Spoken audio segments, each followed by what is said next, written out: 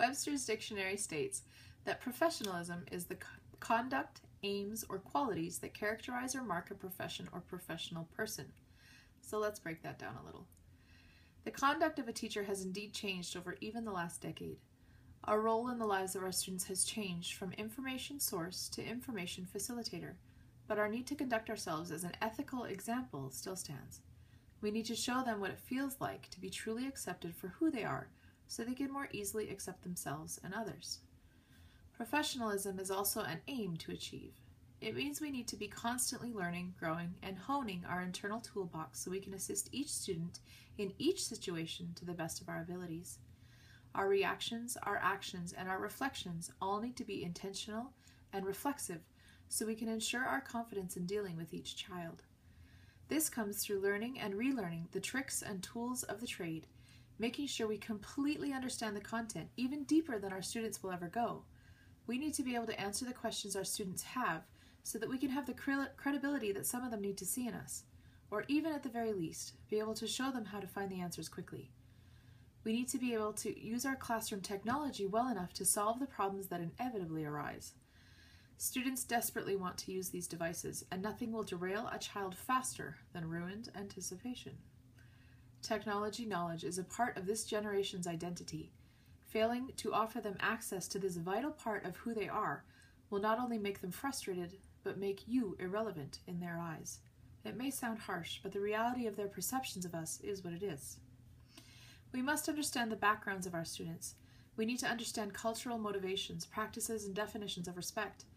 We need to make sure that we are not misinterpreting their actions and causing harm to our relationships with them purely because we did not take the time to accurately understand them. What words of another language do you need to learn? What cultural events do you need to partake in, or even celebrate in your classroom? All these options can be amazing learning opportunities that can empower a student's identity. The qualities of a professional is, I believe, to be an attainable example for our students. We don't have to be perfect. In fact, showing humility is a life skill they should be learning from us. Learning how to apologize and admit mistakes is something they will only see value in if they learn its importance from someone they trust. For some of our students, we are their only chance to learn how to be respected, how to require respect, and how to offer it in turn. I ask my students every day, do you have to be perfect for me to love you? And they always answer no. If they falter at all, I know I have some work to do in order to make sure they understand that mistakes are an important part of learning and that they do not define us. My students come from incredibly rough circumstances, and every day I need to remind myself, Holly, Maslow before Bloom. These and all kids need a safe place, a loving place, and to feel like they are genuinely cared for before any of them will be willing to learn long division. Professionalism, like teachers, it looks like teachers crying with their students over the death of their mother. It looks like a teacher lying on the floor with a child who is attempting to shut out the world by screaming and helping them to calm and feel safe enough to communicate again. It looks like a teacher stopping a child from attempting to strangle themselves with a shoelace because they cannot cope any longer. Professionalism is not a suit you put on, but a state of mind that can never be taken off.